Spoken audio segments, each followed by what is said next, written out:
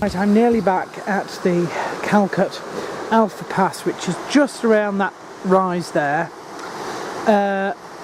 Two things to note. First, the Nid is very, very swollen. I hadn't thought it had rained quite as much as it has, obviously, at least here. And this sort of little miniature flood basin here has swollen. Anyway, the other thing I forgot was that Birken Woods is built on clay. So the mud has made things extremely difficult in going anywhere fast. You know, there's two types of mud, and most mud is just wet, basically wet shit. And, you know, you're likely to find puddles and stuff like this. In Birken Woods you don't. What you find is a slick layer of mud, which is extremely slippery.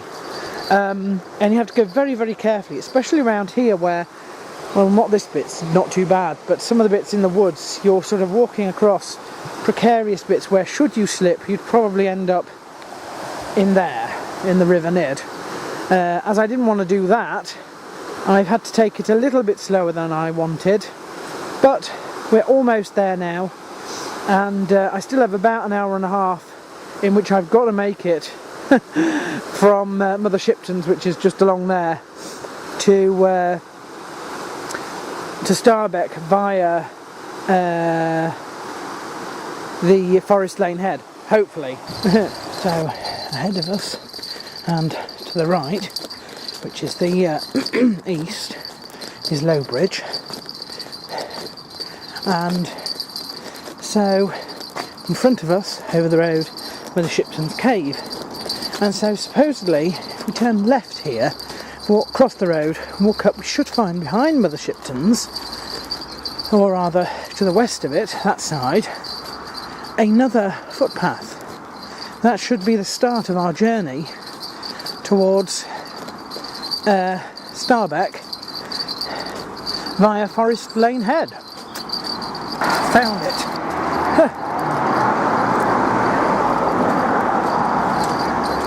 Well, at least it doesn't look quite as muddy or anything as the last one. I'm hoping that this one pretty much leads us straight in that direction, all the way, possibly bending around a little bit, to where the road that comes down from the hill far across there meets the top. That's what I'm hoping. Right. Let's see if we can't unite everything we know around here with everything we know in Crimple round that side, shall we? Well, the good news is it's swung round to head in the right direction. Remember, we want this to join up with the road that runs right along the top here. The bad news is, lucky now, it looks very, very muddy. My shoes, I haven't managed to get new shoes yet, so these are the old ones. They do leak a little, so squelch, squelch, squelch. Still, we sort of have to do this now in order to, oops, you've got a bit of shit on your hand there, in order to get home. As you might be able to tell as I show you around, this is a field full of rivers, and the rivers you can't really see unless they're like this, obviously. They're still saying the way forward is over here. I can hear in that direction the road where it should be running across the top, so I still think that we're going to meet the road as hopefully we should do at the top. It's just not particularly pleasant getting there. You know, the whole point of doing this today, the whole point of starting on the far side of Knaresborough was that is where St James Retail Park was, and the idea was that I got myself new shoes from Matlan. Well, what a shit place that was, because it had no shoes that I wanted at all. And so I've now had to do these in old shoes that I really wanted to retire before doing this, because they are not now in the best of condition at all. And this has not been a dry sort of exploration at all. It's been quite wet and muddy underfoot. However, I hope that we are now in our last sort of stretch in terms of reaching Starbeck. I've already decided that it is beginning to get a little bit too late to look at the last path that was on today's sort of agenda, and that was the attack of Plumpton from the north, which is where we'll be up there. Plumpton, of course, being down there now instead of being directly ahead of us where we were before. That's going to have to wait for another time. A, because it is getting too late, and B, hello, that's a very tuneful little bell, and B, because I am not up to walking through any more of this than I have to. With that said and done, I'm going to continue. I am going to stick with Field of Rivers. You know, I've often wondered where exactly the Starbeck is. The answer is probably that horrible little dike by the the Starbeck Greenways that empties into the Nid near the Stump. Why you would ever dream of naming a town after that, I don't know. The other option, of course, is that the Starbeck is all around us, flowing freely underneath these fields. I think two things. I think these fields must act as quite a large depository of water for the Nid. I suspect it takes a very long time for these to drain. They could well be it's a good way of preventing flooding, because the ground and the earth and the grass will keep water in for quite some time, and that is what seems to be happening here.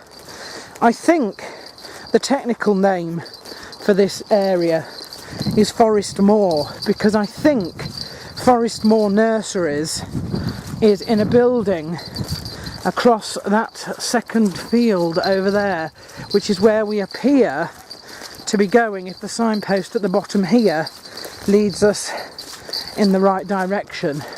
It looks like, where are we? Can you see that long building that's covered in what looks like polytunnels? Wouldn't be surprised. There are now houses on that side which have to be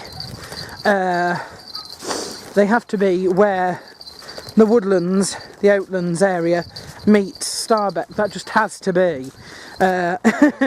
We're too close in for it to be anything else, and you can still hear the noise of the main road along there, which I reckon is what ties, well, Knaresborough Road basically, Knaresborough to the rest of Harrogate. So I do not know, because now this signpost is pointing in a different direction. We'll have to see when we get there. The signpost perfectly demonstrates the problem with walking in the British countryside. There are endless amounts of footpaths, okay? Where it says public footpath pointing through there, it doesn't mean there, it means through there, okay? For a start. Secondly, there are at least 4 different paths marked here. 1, the Knaresborough Round. 2, the Ringways footpath, which would also have us believe that, having come down here, the Ringways footpath then carries on along there. I am not going along there. I do not know where that goes, but I'm not going anywhere near there. And then there's a public footpath, which is no doubt another walk entirely, and walk number 3, whatever the hell that is.